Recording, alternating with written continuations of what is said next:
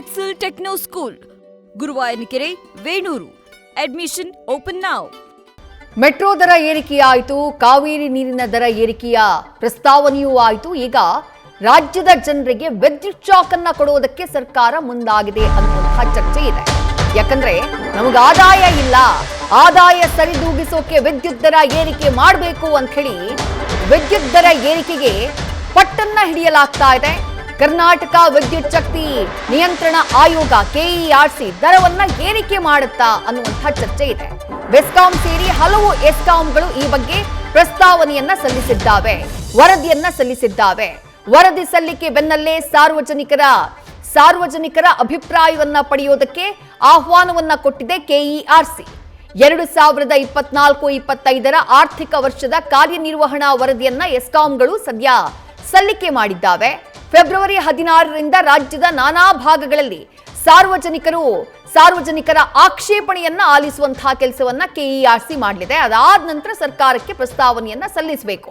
KERC rate hike ಮಾಡೋದಾದ್ರೆ ಎಷ್ಟು hike ಮಾಡಬೇಕು ಈ ರೀತಿಯಾಗಿ. ಆದ್ರೆ ರಾಜ್ಯದ ಜನರಿಗೆ ಬೀಳ್ತಾ ಇರುವಂತಹ ಈ ದರ ಏರಿಕೆಯ ಬರೆ ಇದೆಯಲ್ಲ, ಮೆಟ್ರೋ ದರ ಏರಿಕೆಯಾಗಿದೆ, ನಾಳೆಯಿಂದ ಜಾರಿಗೆ ಬರ್ತಾ ಇದೆ.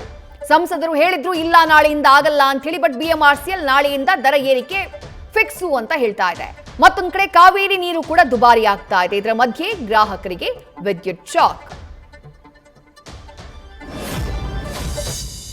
20, 24, 25 ಇಶ್ಯೂದಿದು.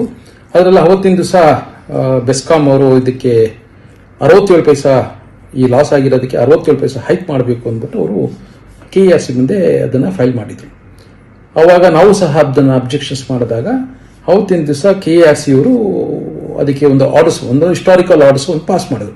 ₹1.62 LT5 ಅವರಿಗೆ ಕಡಿಮೆ ಮಾಡಿ 3 ವರ್ಷಕ್ಕೆ ಆರ್ಡರ್ ಮಾಡಿದ್ರು. ಅಂದರೆ 24-25, 25-26 ಮತ್ತು 26-27 3 ವರ್ಷಕ್ಕೆ ಈ ಪ್ರೈಸ್ ₹1.62 ಕಡಿಮೆ ಮಾಡಿ ಅದಕ್ಕೆ ಟ್ಯಾರಿಫ್ ಅನ್ನು ಫಿಕ್ಸ್ ಮಾಡಿಬಿಟ್ಟಿದ್ದಾರೆ.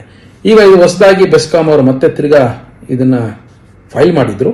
ಈ ಫೈಲ್ ಮಾಡಿದಾಗ ಐ ಥಿಂಕ್ 2 ತಿಂಗಳ ಹಿಂದೆ ಇದು ಹಿಯರಿಂಗ್ ಬಂದಿತ್ತು. ಆಗ 40 days ಟೈಮ್ ತಗೊಂಡಿದ್ರು ಯಾರು ಬೆಸ್ಕಾಂ ಅವರು. ಈಗ ಬಹುಶಃ ಅವರು ಏನೇನು ಬೇಕು ಪಾಯಿಂಟ್ಸ್ ಹಾಕ್ಬಿಟ್ಟು ಈಗ ಫೈಲ್ ಮಾಡಿದ್ದಾರೆ. ಅದು ಏನೇನು ಪಾಯಿಂಟ್ ರೇಸ್ ಮಾಡಿಬಿಟ್ಟು ಇದು ಹೈಕ್ಗೋಸ್ಕರ ಕೇಳಿದ್ದಾರೆ ಅನ್ನೋದನ್ನ ನಾವು ನೋಡಿಬಿಟ್ಟು ಅದು ಪಬ್ಲಿಕ್ ಹಿಯರಿಂಗ್ ಕರೆದಿರೋದ್ರಿಂದ ಅದು ನೋಡಿ ಅಬ್ಜೆಕ್ಷನ್ಸ್ ರೈಸ್ ಮಾಡ್ತೀವಿ. ಬಿಕಾಸ್ 24-25 ಲಾಸ್ ಆಗಿರೋದಕ್ಕೆ ನಾವು ಹೊಣೆ ಆಗೋದಿಲ್ಲ ಅಂತ ನಮ್ಮ ಇದು. ಸೊ ಅದನ್ನ ಫೈಲ್ ಅಬ್ಜೆಕ್ಷನ್ಸ್ ಮಾಡ್ತೀವಿ, ನೋಡೋಣ ಬಹುಶಃ ಏನಾಗುತ್ತೆ ಅನ್ನೋದು ನೋಡೋಣ. ಅದ್ರ ಬಗ್ಗೆ ಮತ್ತಷ್ಟು ಡೀಟೇಲ್ಸ್ ನಮ್ಮ ಪ್ರತಿನಿಧಿ ಸವಿತಾ ನೀಡ್ತಾ ಹೋಗ್ತಾರೆ. ಸವಿತಾ, ಆಲ್ರೆಡಿ ಮೆಟ್ರೋ ದರ ಏರಿಕೆಯ ಬರೆ ನಾಳೆಯಿಂದ ಬೀಳ್ತಾ ಇದೆ, ಕಾವೇರಿ ನೀರು ದುಬಾರಿ ಆಗ್ತಾ ಇದೆ. ಇದರ ಮಧ್ಯೆ ವಿದ್ಯುತ್ ದರ ಏರಿಕೆಯ ಶಾಕ್ ಗ್ರಾಹಕರಿಗೆ. ಯಾವ ಕಾರಣಕ್ಕಾಗಿ ದರ ಏರಿಕೆಯಾದ್ರೆ ಇಫ್ ಇನ್ ಕೇಸ್ ಎಷ್ಟು ಹೈಕ್ ಆಗಬಹುದು, ಏನ್ ಸಾಧ್ಯತೆಗಳಿದ್ದಾವೆ ಸವಿತಾ? ವಿದ್ಯಾ, ಈಗಾಗಲೇ ದರ ಏರಿಕೆ ಕೇವಲ ಮೆಟ್ರೋ ಅಷ್ಟೇ ಅಲ್ಲ, ಕಾವೇರಿ ನೀರಲ್ಲ, ಎಲ್ಲದರ ಮೇಲೂ ದರ ಏರಿಕೆ ಆಗ್ತಿದೆ ಅಂತ ಸಾರ್ವಜನಿಕರು ಕಂಗಾಲಾಗಿದ್ದಾರೆ. ಇಂತಹದೇ ಹೊತ್ತಲ್ಲಿ ವಿದ್ಯುತ್ ಸರಬರಾಜು ಕಂಪನಿ ಏನ್ ಮಾಡ್ತಾ ಇದೆ, ದರ ಏರಿಕೆಗೆ ಪ್ರಸ್ತಾವನೆಯನ್ನ ಸಲ್ಲಿಸಿದೆ. ಪ್ರಮುಖವಾಗಿ ಅವ್ರು ಹೇಳಿದ್ದು ಅಂದ್ರೆ ಆದಾಯ ಸರಿದೂಗಿಸೋಕೆ ನಮ್ಗೆ ಆಗ್ತಿಲ್ಲ, ವಿದ್ಯುತ್ ದರ ಏರಿಕೆ ಮಾಡ್ಲೇಬೇಕು ಅನ್ನೋ ಒಂದು ಪಟ್ಟು ಹಿಡಿದು ದರ ಏರಿಕೆಗೆ ಮುಂದಾಗಿದೆ. ಇನ್ನ ಆದಾಯದ ಕೊರತೆ ಕೂಡ ಎದ್ದು ಕಾಣ್ತಾ ಇದೆ. ವಿದ್ಯುತ್ ಸರಬರಾಜು ಕಂಪನಿಗಳಿಂದ ಪರ್ಯಾಯ ವ್ಯವಸ್ಥೆಗೆ ಪ್ರಸ್ತಾವನೆಯನ್ನ ಕೂಡ ಸಲ್ಲಿಸಲಾಗ್ತಿದೆ. ವಿದ್ಯುತ್ ದರ ಏರಿಕೆಗೆ ಏನಾದ್ರೂ ಕರ್ನಾಟಕ ವಿದ್ಯುತ್ ಶಕ್ತಿ ನಿಯಂತ್ರಣ ಆಯೋಗ ಏನಾದ್ರೂ ಓಕೆ ಅಂದ್ರೆ ಮತ್ತೆ ದರ ಏರಿಕೆ ಆಗುವಂತಹ ಸಾಧ್ಯತೆ ಇದೆ. ಬೆಸ್ಕಾಂ ಸೇರಿದಂತೆ ರಾಜ್ಯದ ಹಲವು ಎಸ್ಕಾಂ ಎಲ್ಲ ವ್ಯಾಪ್ತಿಯಲ್ಲಿ ಬರುವಂತಹ ಈ ಒಂದು ಸಂಘ ಏನಿದಾವೆ, ಈ ಬೆಸ್ಕಾಂ ಸೇರಿದಂತೆ ಎಲ್ಲದರಲ್ಲೂ ಒಂದಿಷ್ಟು ದರ ಏರಿಕೆಯ ಸಾಧ್ಯತೆ ಇದೆ. ಈಗಾಗಲೇ ನೀರಿನ ದರ ಏರಿಕೆ ಆಗುವಂತಹ ಪ್ರಸ್ತಾವನೆ ಕೂಡ ಸಲ್ಲಿಸಲಾಗಿದೆ. ಒಂದೊಮ್ಮೆ ಬೆಸ್ಕಾಂ ಸೇರಿದಂತೆ ಕರೆಂಟ್ ಬಿಲ್ ಹೆಚ್ಚಾದ್ರೆ ಮತ್ತೆ ನಮಗೆ ಹೊರೆ ಆಗುತ್ತೆ ಅನ್ನೋ ಮಾತು ಕೂಡ ಕೇಳಿ ಬರ್ತಾ ಇದ್ದಾವೆ. 2024-25 ಆರ್ಥಿಕ ಕಾರ್ಯನಿರ್ವಾಹಕ ವರದಿಯನ್ನ ಸಲ್ಲಿಸಿತ್ತು ಎಸ್ಕಾಂಗಳಿಗೆ.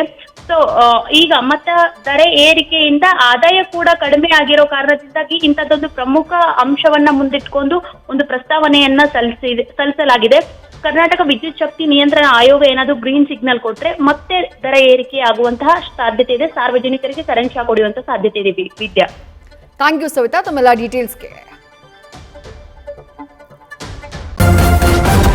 ನ್ಯೂಸ್ ಫಸ್ಟ್ ನಿರ್ಭೀತಿಯಿಂದ ನಿಮ್ಮ ಪರವಾಗಿ.